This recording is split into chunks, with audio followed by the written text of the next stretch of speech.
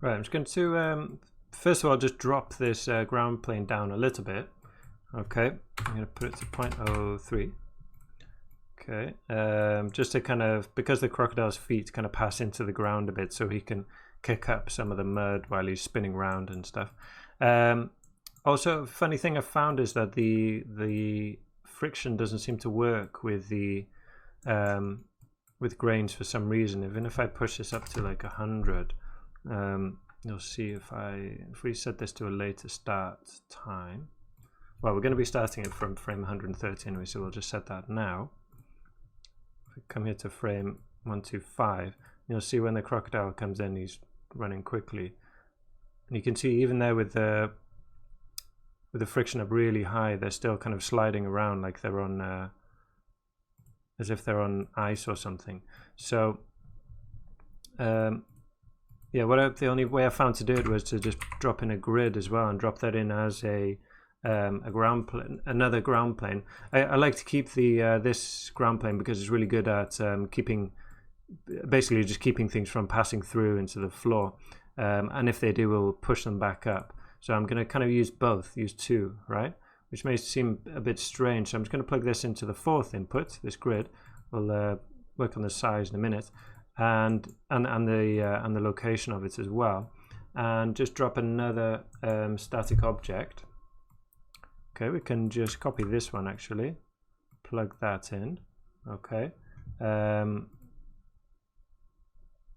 yeah, to use as a surface is fine.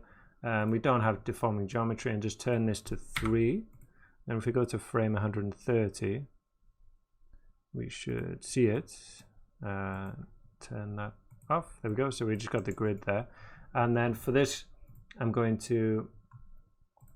This will respect the friction. The grains will respect the friction of this, right? So let's see if we go to physical friction here and just set it to 10, so we get a lot more friction there. And now, you know, this is a little bit higher than the ground plane right now, but so I'm just going to drop it down a tiny bit. And the way that we can do that kind of a bit more procedurally, if I grab the position of this, because basically I want any particles that pass through the ground plane to, you know, come back up, or basically not pass through the ground plane. But I want the friction to be based on this, so I want this grid to be just a little bit higher than the ground plane, right? So I'm going to come out here.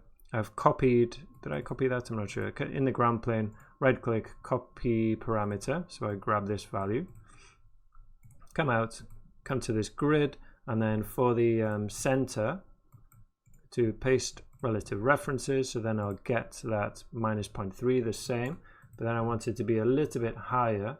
So I'm going to add plus 0.02. So it just pops up a little bit. So this will now be at minus 0.01. Okay, and we can, you know, move that round, and they'll both move relative to each other. Another thing we need to do here. So with the collider, we need to. I'm going to drop a what's it called? I can't remember. Time blend.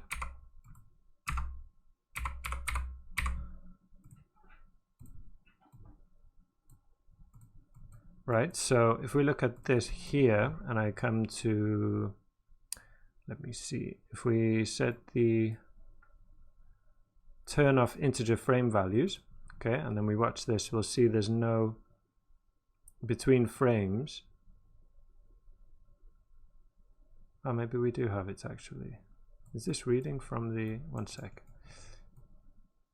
Yeah, so you see, between frames, we don't have information, so it's kind of ticking through. So when we use substeps in the solver, it's going to be, you know, while we're running through those substeps, we're not going to get any movement. So when we come to the time blend, let's check this, interpolate rotations as well. We'll get this nice smooth movement. So you can see that we're at 13.5, and we got a difference between 33, sorry, and 34. Okay, so we get something much smoother there. Also, just to make sure that we've got velocity, we need a, what's it called? trail. So I'll just drop that in.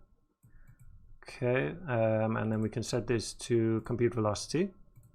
Before I forget, I'm just going to put this back on integer frames. Now this will give us a velocity.